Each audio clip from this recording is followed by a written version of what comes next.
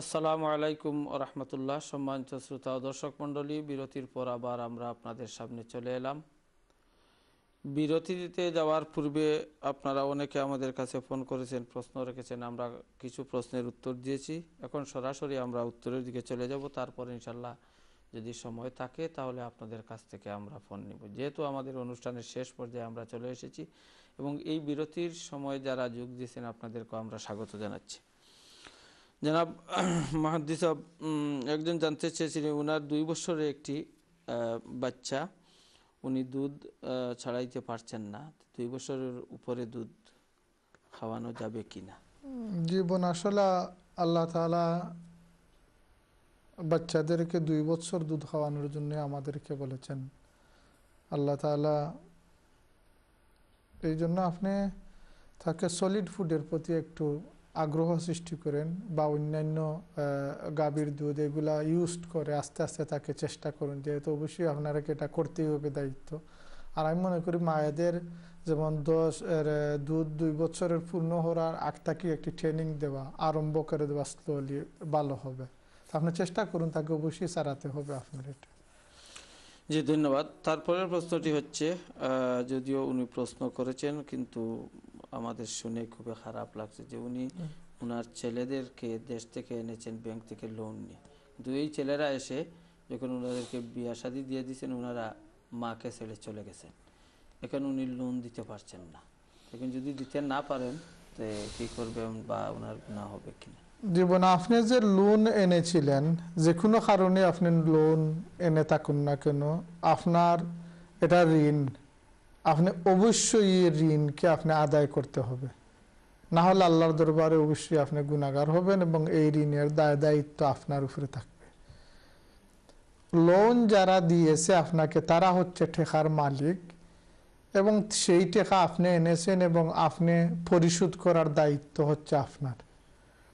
এখন যদি আপনার কোনো অপারগতা হয়, এই দেশের যে লিগ্যাল আইন মতো তাদের আইনের দ্বারস্থ আপনি হতে পারবেন এবং এখানে গিয়ে তাদের নিকট অ্যাপ্লিকেশন করলে বিভিন্ন সংস্থা আছে, তারা আপনাকে সাহায্য করবেন। তো হয়তো তারা মিনিমাম একটি অ্যামাউন্ট আদায় করে আপনাকে মাফ করে দিতে পারে। এটা আমি মনে করি আপনার জন্য ভালো, যেহেতু আপনার সন্তানেরা তারা আপনার অবাধ্য হয়ে চলে গেছে, এটা তাদের ব্যাপার।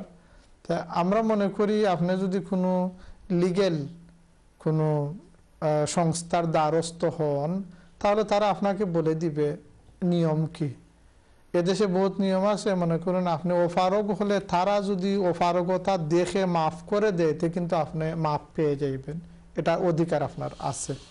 আর তারা যদি মাফ না দেয় অবশ্যই আপনাকে আদায় করতে হবে। তো এক্ষেত্রে আমাদের মনে হয় যদি লিগ্যাল কোনো অ্যাকশনে যান তাহলে তারা মিনিমাম একটি আপনার যে বেনিফিট আছে বা যে আয় আছে আয়ের উপর তারা মিনিমাম একটি অ্যামাউন্ট আপনাকে আদায় করার জন্য বলবে। আর না হয় তারা হয়তো আপনাকে একেবারে মাফও করে দিতে পারে, জানলাম না আপনার উপস্থিত বয়স কত বা পরিস্থিতি কি, একেবারে মাফও করে দিতে পারে। তারা যদি মাফ করে দেয় যারা মালিক, আপনি মাফ পেয়ে যাবেন, এতে কোনো সন্দেহ নেই।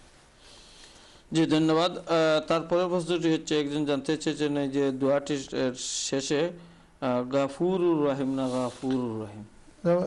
আস্তাগফিরুল্লাহ ইন্নাল্লাহ গাফুরুর রহিম, গাইন খা নয়, গাফুরুর রাহিমের এটা হচ্ছে গাইন খা নয়, সুতরাং ইন্নাল্লাহ গাফুরুর রাহিম। আর অনেক সময় বাংলায় যদি লেখা থাকে বাংলায় ও গাইন দিয়ে গ দিয়ে লেখেন এই গাফুরুর রাহিম, অনেক সময় হয়তো অনেকে মনে করতে পারে। জি, তো গাইন দিতে হলে তো গো এর গাইনও হয়, গো দিলে হলে গাইনও হয়, খা তো আর কোনোদিন হয় না, খা হবে না, খা হবে না, গাইন গাফুরুর রাহিম। যদিও বাংলা বা ইংলিশে লেখা থাকে এটা আর সাথে মিলিয়ে নিলে গাফুর গাইন দি গাফুরুর রাহিম। তারপরের প্রশ্নটি হচ্ছে যে একজন বোন জানতে চেয়েছেন যে হুজুর পড়ার সময় যে দোয়াগুলা পড়তে হয় এই দোয়াগুলার অর্থ উনি জানতে চেয়েছেন। একটি দীর্ঘ একটি সাবজেক্ট যে অনেক দোয়া, ওযুর অঙ্গ প্রত্যঙ্গ দুটো একটি। তবু আপনি যখন বলেছেন আমি বলে দিচ্ছি আপনাকে, যেমন আমরা প্রথমে এই সুন্নত হচ্ছে হাত ধোয়া, বিসমিল্লাহ পরে এগুলো তো আলাদা সুন্নত।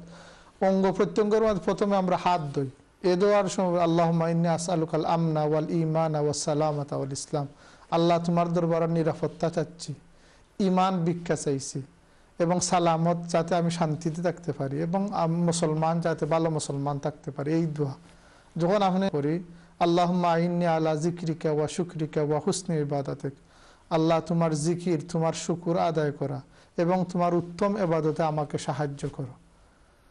এরপর আমরা নাকে পানি দিই যখন, তখন আমরা পড়ি আল্লাহুম্মা আরিফনি রাইহাতাল জান্নাতি ওয়া আনতা মিন্নী রাদিন, আল্লাহ কিয়ামতের দিন জান্নাতের গ্রান, তুমি সন্তুষ্ট হয়ে আমাকে জান্নাতের গ্রান দিয়ে দিও। এটা মোবারক দোয়াগুলো, এগুলো দোয়া পড়া নফল মোস্তাহাব, ওযুর অংশ নয় এগুলা। এরপর নাক দৌত করার পর আমরা মুখ দৌত করি, তখন আমরা পড়ি আল্লাহুম্মা বাইয়িদ ওয়াজহি ইয়াওমা তাবিয়াদ্দুল উজুহ ওয়া তাসওয়াদ্দুল উজুহ, আল্লাহ কিয়ামতের দিন যেদিন বহুত চেহারা মলিন হবে, বহুত চেহারা উজ্জ্বল হবে, সেই দিন আমার চেহারাকে তুমি উজ্জ্বল করে দিও। আমরা যখন ডান হাত ধুই তখন আমরা দোয়া পড়ি আল্লাহুম্মা আতিনি কিতাবি বিয়ামিনি ওয়া হাসিবনি হিসাবান ইয়াসির, আল্লাহ কিয়ামতের দিন আমার আমলনামাকে আমার ডাইন হাতে দিয়ে দিও, আমার হিসাবটা সহজ করে দিও। যখন আমরা বাউ হাত ধুই তখন আমরা পড়ি আল্লাহুম্মা লা তুতিনি কিতাবি বিশিমালি ওয়া লা তুহাসিবনি, আল্লাহ আমার আমলনামা আমার বাম হাতে দিও না এবং আমার হিসাব তুমি নিও না। হিসাব নিলে তো আমরা কঠিন অবস্থায় পড়ে যাব। যখন আমরা মাথা মাসে করি তখন দোয়া লেখা হয়েছে আল্লাহুম্মা কাশশিনি বিরাহমাতিকা ওয়া আনজিল আলাইয়া মিন বারাকাতিকা ওয়া আযিল্লিনি তাহতা জিল্লি আরশিক, আল্লাহ আমাকে তোমার রহমত দিয়ে ডেকে দাও এবং আমার উপর তোমার বরকত নাজিল করো এবং কিয়ামতের দিন আমার মাথার উপর যেন তোমার আরশের ছায়া থাকে। যখন আমরা খান মাসে করি তখন আমরা বলি আল্লাহুম্মা জাআলনি মিনাল্লাযীনা ইস্তামিউনাল কাওলা ফায়াত্তাবিউনা আহসানাহু, আল্লাহ আমাদেরকে সেই সমস্ত মানুষের দলভুক্ত রাখো যারা কথা শোনার পর ভালো কথার উপর আমল করে। যখন আমরা গর্দনা মসা করি তখন আমরা বলি আল্লাহুম্মা আতি রাকাবাতি মিনান নার, আল্লাহ আমার গর্দানকে অর্থাৎ আমাকে জাহান্নামের আগুন থেকে নাজাত দাও। তখন আমরা ডান পাও ধৌত করি তখন আমরা বলি আল্লাহুম্মা সাব্বিত কাদামায়া ইয়াওমা তাজুলু ফীহিল আকতাম, আল্লাহ কিয়ামতের দিন যখন বহুত মানুষ ফুলসিরাত থেকে ফিসলিয়ে জাহান্নামে পড়বে, সেদিন আমার পাওটা যেন ফুলসিরাতে সাবিত কদম থাকে, যেন আমি সে পারে গিয়ে জান্নাতে দাখিল হতে পারি। এ হচ্ছে তার দোয়া। যখন আমরা বাউ পাও ধৌত করি তখন আমরা বলি আল্লাহুম্মা জাআলনি জামবি মাগফুরান ওয়া সাঈ মাশকুরান ওয়া তিজারাতি লান তাবুর, আল্লাহ আমার গুনাহ, যত গুনাহ আছে সব কিছু মাফ করে দাও এবং আমার যে যত কাজ মশকুর, যাতে কৃতজ্ঞতা সম্পন্ন করে দাও এবং আমাকে এমন ব্যবসায় লাগাও যে ব্যবসার কোনো ক্ষতি কোনোদিন হয় না, অর্থাৎ আখিরাতের ইবাদতের ব্যবসা। তারপর আমরা শাহাদত পড়ি। আল্লাহ রাসূল বলেন ওযু করার পর একজন মানুষ যে সময় আশহাদু আল্লা ইলাহা ইল্লাল্লাহ শাহাদত পড়ে, বেহেশতের 8 দরজা তার জন্য খুলে দেওয়া হয়। যাই হোক, সংক্ষিপ্ত আমি বলে দিলাম। সুবহানাল্লাহ, অসংখ্য ধন্যবাদ। অনেকে মানে এগুলো জানেন না, কিন্তু যদি কোনো মানুষে এই দোয়াগুলার অর্থ নাও জানে কিন্তু যদি দোয়া পড়ে তাহলে অবশ্যই সওয়াব পাবে। জি অবশ্যই সওয়াব। জি ধন্যবাদ জনাব। তারপরের প্রশ্নটি হচ্ছে একজন মহিলা জানতে চেয়েছে, উনি 3 বছর থেকে বিভিন্ন রোগে আক্রান্ত হচ্ছেন, কোন ডাক্তাররা কোনো কিছু পাচ্ছেন না, তে উনি এখন কি করণীয়? আসলে দেখেন যে বেমার, আসলে আমরা মনে করি যে বেমার যা আছে আল্লাহর পক্ষ থেকে আসে, শিফাও আল্লাহর পক্ষ থেকে আসে। ওয়াইজা মারিতু ফাহুয়া ইয়াশফিন, আমি যখন বেমার পড়ি আল্লাহই শিফা দিবেন। আমরা যখন ওষুধ ব্যবহার করি তখন আমাদের ভরসা থাকে যে ওষুধ আমার রোগ শিফা দেয় না, আল্লাহই শিফা দেন। আল্লাহ রাসূলও বলেছেন যে ওষুধে কোনোদিন রোগ শিফা দেয় না। যখন আল্লাহ তাআলা অনুমতি দেন ওষুধকে যে তুমি কাজ করো, তখন ওষুধ কাজ করে এবং আল্লাহর হুকুমেই এটা শিফা হয়। বেমার এবং মুসিবতের মধ্যে বান্দা এবং বান্দীদেরকে আল্লাহ তাআলা একদিক থেকে হচ্ছে পরীক্ষা করেন এবং কিয়ামতের দিন অসংখ্য সওয়াব আল্লাহ দেন। আপনার প্রথমে আল্লাহর নিকট সওয়াবের আশা করবেন। 2 নম্বর হচ্ছে মানুষ যখন বেমার পড়ে আল্লাহ রাসূল বলেন যে তাদের গুনাহ জড়তে জড়তে একবারে বেমারও শেষ এবং গুনাহতে একবারে পাক সাফ মানুষ হয়ে যায়। প্রথমে আপনি এই 2টি কাজ করুন যে সওয়াব এবং গুনাহ মাফের আশা করুন, ধৈর্য ধরুন, আর ধৈর্য দ্বারা ধরে আল্লাহ তাদের সাথী হন। তবুও আমরা যেহেতু সাধারণ মানুষ, আমরা চাই না লং বা টাইম বেমার থাকুক, আল্লাহ রসুল বলেন তোমরা আল্লাহ নিকট চাও আল্লাহুম্মা ইন্নী আসআলুকাল আফিয়াতা ফিদ দুনিয়া ওয়াল আখিরাহ, আল্লাহ সুস্থ এবং ভালো জীবন আমরা তোমার নিকট চাচ্ছি। তো বেমারের জন্য যেহেতু প্রথমে ডাক্তার তো অবশ্যই দেখাইবেন, নিজে দোয়া দুরূদ পড়বেন। দেখেন বিভিন্ন কারণে হতে পারে, যদি আপনি সূরা নাস এবং ফালাক এবং সূরা ফাতিহা, এই যে সূরা বাকারাতে রয়েছে আয়াতুল কুরসি, সূরা বাকারার শেষ 2 আয়াত, এইগুলা পরে নিয়মিত পানিতে ফুক দিয়ে আপনি খাইবেন, তো হয়তো আল্লাহ তাআলা শিফা করে দিতে পারেন। না হলে আরেকটি আমল কিতাবের লেখা রয়েছে যে যদি আপনি একটু ধ্যান ধরে 41 দিন পর্যন্ত প্রতিদিন একই নিয়তে ফজরের সুন্নত পড়ার পর বিসমিল্লাহ সহকারে সূরা ফাতিহা 41 বার পড়েন এবং এই ফোড়া পানি ফু দিয়ে যদি খান, এই জন্য কন্টিনিউ যদি 41 দিন আপনি করেন, তো হয়তো আল্লাহ তাআলা দয়া করে আপনাকে শিফা দিয়ে দিতে পারেন। বিশেষত শিফার মালিক আল্লাহ। যতদিনই বেমার থাকেন প্রথমে আল্লাহর নিকট সওয়াবের আশা করবেন, ধৈর্য ধরবেন এবং আশা করি এইগুলা করলে অন্য কিছু কোনো কারণে বেমার হলে আল্লাহ শিফা দিয়ে দিবেন। আর সাথে সাথে ডাক্তারের সাথেও দেখা করবেন আপনি। আমরা দোয়া করবো ইনশাআল্লাহ আল্লাহ আপনাকে শিফা দান করবেন। জি ধন্যবাদ, অসংখ্য ধন্যবাদ জনাব মোহাম্মদ সাহেব। তারপরের প্রশ্নটি হচ্ছে, একজন জানতে চেয়েছেন যে ফজরের নামাজ মানে সূর্য ওঠার পর উনি জানতে চেয়েছেন যে পূর্বে না পরে যে 23 মিনিট নামাজ পড়া নিষিদ্ধ। আমরা এই ব্যাপারে কয়েকদিন বলেছি যে ফজরের নামাজের পর যখন সূর্য উদয় হয়, সানরাইজ যে টাইমটা থাকে, এই টাইম থেকে নিয়ে ফরের 23 মিনিট, বিফোর সানরাইজ নয়, আফটার সানরাইজ 23 মিনিট। যেমন ফজরের বিগিনিং একটা ওয়াক্ত আছে এবং এন্ড ওয়াক্ত আছে। এন্ডের যে ওয়াক্ত, এই ওয়াক্তে লেখাতে সানরাইজ টাইম থাকে। এই যে সানরাইজ যে টাইম, এই টাইম থেকে নিয়ে পরবর্তী 23 মিনিট হচ্ছে নামাজ পড়া নিষিদ্ধ। এবং মাগরিবের পূর্বের, সানসেটের পূর্বের যে 23 মিনিট, এটা হচ্ছে মাকরুহ টাইম। এবং কোনো মানুষ যদি এই দিনের আসরের নামাজটা আদায় করতে না পারেন কোনো অসুবিধার কারণে, আর দেখেন যে মাগরিবের সানসেটের সময়ই উনি সুযোগ পেয়েছেন নামাজ, তাহলে কেবলমাত্র এই দিনের মাগরিবের আসরের নামাজ এই সময় আপনি পড়ে নিতে পারবেন, কোনো অসুবিধা নয়। যেহেতু এই আসরের নামাজ আদায় না করা পর্যন্ত আপনি মাগরিব পড়তে পারতেছেন না, সুতরাং আগে আসর আদায় করে নেবেন। সেখানে আসরের মাগরিব সানসেটের পূর্বে যদি 10 মিনিট পূর্বেও আপনি এই সময় পান তাহলে আদায় করে নেবেন। যদি আজান সহকারে সময় পান তবুও প্রথমে আসরই পড়বেন। ধন্যবাদ। জি ধন্যবাদ জানাবো, আপনার কাছ থেকে আমরা খুব সুন্দরভাবে উত্তর শুনছিলাম। আমরা আবারও আপনার কাছে আসব, আমরা আরো কিছু কলার সাথে কথা বলে নিই। দেখি আমাদের সাথে কে রয়েছেন। হ্যালো, আসসালামু আলাইকুম।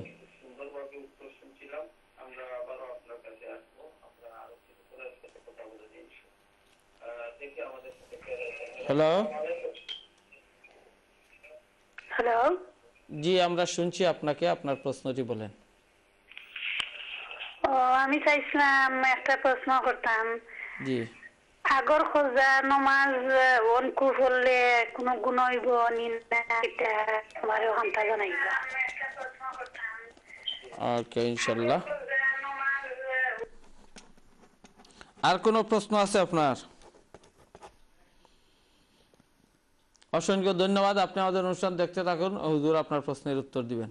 আমরা পরবর্তী কলে যাই। হ্যালো, আসসালামু আলাইকুম। Hello, assalamu alaikum. জি ওয়ালাইকুম আসসালাম। I would just like to request if you could explain what hijama is and what the benefits of hijama are. ওকে ইনশাআল্লাহ। Thank you. Assalamu alaikum. ওয়ালাইকুম আসসালাম। আমরা পরবর্তী কলে যাই। হ্যালো, আসসালামু আলাইকুম।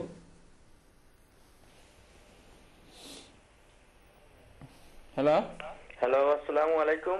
জি ওয়ালাইকুম আসসালাম।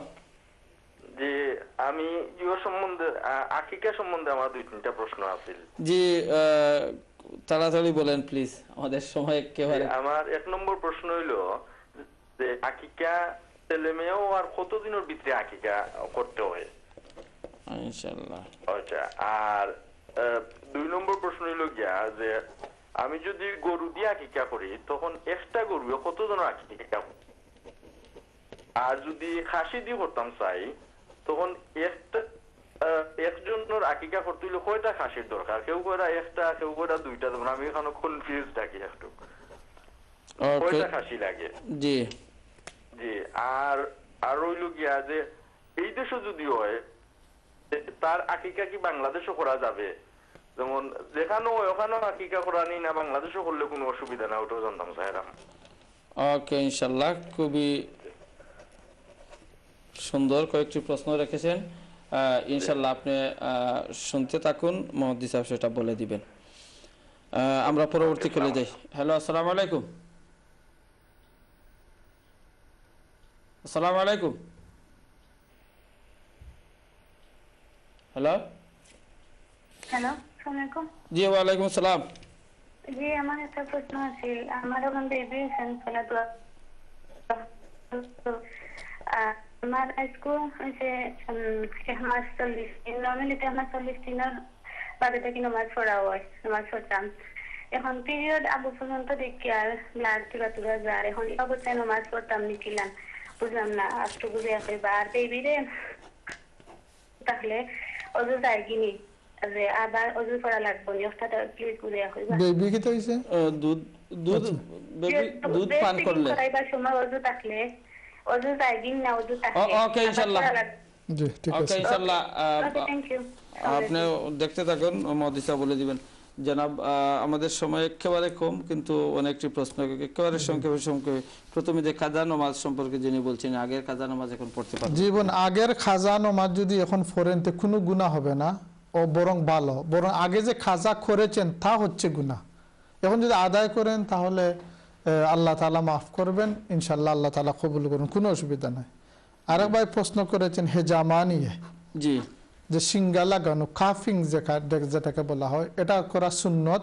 আল্লাহ রসুল নিজে করেছেন এবং এতে শরীরের বিষাক্ত রক্তগুলা বাহির হয়ে আসে এবং এইগুলা মানুষের ক্ষতি থেকে মানুষ রক্ষা পায়। এগুলো খুবই ভালো সুন্নত এবং উপকারও রয়েছে।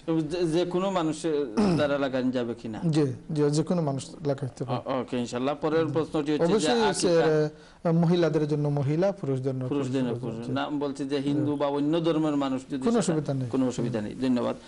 তারপরের প্রশ্নটি হচ্ছে যে আকিকা কতদিন পরে করতে হবে? আকিকার মূল নিয়ম হচ্ছে 7 দিন। আল্লাহ রসুল 7ম দিন 7 দিনের দিন আকিকা করেছেন, কিন্তু আকিকা করা হচ্ছে সুন্নত।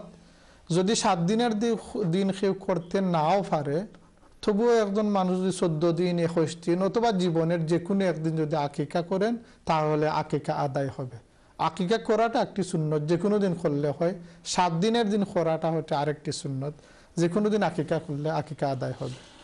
একটি গরু দিয়ে কত দিনের আকিকা করা যায়? একটি গরু দিয়ে সাধারণত ছেলে হলে 3 জন ছেলে 1 জন মেয়ে দেওয়া যায়। অর্থাৎ একজন মেয়ের জন্য আপনাকে 2টি প্রশ্ন আমি কম্বাইন করে বলে দিচ্ছি। যেমন খাসি যদি একজন ছেলে হয় তাহলে 2টি খাসি অথবা সাগি, মেয়ে হলে 1টি খাসি অথবা সাগি হবে। এইভাবে যদি গরুতে তাদের নাম দেন, ছেলের জন্য 2 নাম করে যাবে এবং মেয়ের জন্য 1 নাম করে যাবে। এখন আপনি হিসাব করেন। এখন যদি আপনি একজনের জন্য আস্থা একটি গরু দিয়ে দেন, এটা আপনার ইচ্ছা, অবশ্যই তা আদায় হবে এবং কবুল হবে। আর কোনো কোনো সময় কেউ যদি অপারগ হয়, একটা ছেলের জন্য 1টি নামই দেন অথবা 1টি খাসি সাগি দেন, তো তার আদায় হবে, কোনো অসুবিধা নেই। তো এই দেশে কেউ জন্মগ্রহণ করলেন, এই দেশের মানে চিলড্রেন, কিন্তু বাংলাদেশে আকিকা দেওয়া যায় কিনা? এটা তো আসলে আকিকার ব্যাপারটা হচ্ছে পারিবারিক একটি ব্যাপার। এই জন্য ভালো হলো সন্তান যে জায়গায় জন্ম নেয় তার মাতা পিতা যেখানে আছে এখানে সবাইকে নিয়ে আকিকা করা এবং আকিকার গোশত নিজে খাওয়া, অন্যকে খাওয়ান। হ্যাঁ, আমাদের যেহেতু আমরা 2 দেশে বসবাসরত মানুষ, বাংলাদেশে আমাদের আত্মীয় স্বজন আছে, এদেশে অনেক সময় সুযোগ থাকে না। যদি আপনি যে কোনো স্থানে আকিকার জব করেন, আদায় করেন, কোনো অসুবিধা নেই, আকিকা আপনার আদায় হবে। তারপরে প্রশ্নটি হচ্ছে জনাব, ওই যে একজন মহিলা ফোন করেছেন, ওনার বেবি জন্ম হয়েছে এবং পিরিয়ডের ব্যাপার বলেছেন। দেখেন বোন, এখানে একটি স্পেশালি এটা হালাল হারামের সাথে সম্পর্ক। একজন মহিলার যখন সন্তান জন্ম নেওয়ার পর যে রক্ত আসে, এটা নেফাস বলা হয় আমাদের শরীয়তে। এটার কম মুদ্দতের কোনো নাই, এক্সট্রা একবারে ঊর্ধ্ব মুদ্দত হচ্ছে 40 দিন। 40 দিনের পূর্বে যদি এই রক্ত আসা বন্ধ হয়ে যায়, যেদিন বন্ধ হবে সেদিন থেকে উনি নমাজ আরম্ভ করে দিবেন গোসল করে পাক সাফ হয়ে। এখন যখন আপনার 40 দিন হয়ে গেছে, এর অতিরিক্ত যদি যায় তাহলে 40 দিন যেদিন পূর্ণ হলো এর পরের দিন থেকে তিনি গোসল করে নমাজ পড়তে হবে। এই যে রক্ত যাচ্ছে এটা নেফাসের রক্ত না, এটা ওদের অন্য কোনো বেমার হতে পারে। সুতরাং 40 দিন পর আপনি আপনার গোসল করে আপনার নামাজগুলো আপনি আদায় করবেন। তার সাথে আরো একটু প্রশ্ন, যদি উজু করার পর উনি এই ওনার বেবিকে দুধ খাওয়ান তাহলে উজু নষ্ট হবে কিনা? না, অবশ্যই না।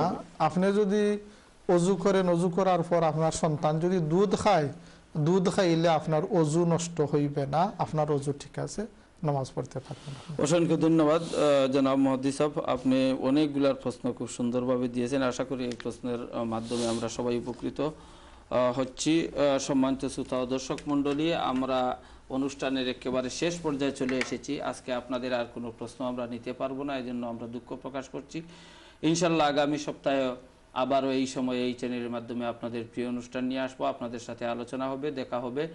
আপনারা ভালো থাকুন, সুস্থ থাকুন, এবং বিশেষ করে যারা আপনারা এতক্ষণ থেকে কষ্ট করে আমাদের অনুষ্ঠান দেখছেন, আপনাদের সবাইকে এই চ্যানেল আয়ের কর্তৃপক্ষ সহ আমাদের অতিথি জনাব মুহাদ্দিস সাহেব সহ সবাইকে অশেষ অশেষ ধন্যবাদ জানিয়ে আগামী অনুষ্ঠান দেখার অগ্রিম আমন্ত্রণ জানিয়ে এখানেই আমাদের অনুষ্ঠান শেষ করছি। আসসালামু আলাইকুম ওয়া রাহমাতুল্লাহি ওয়া বারাকাতুহু।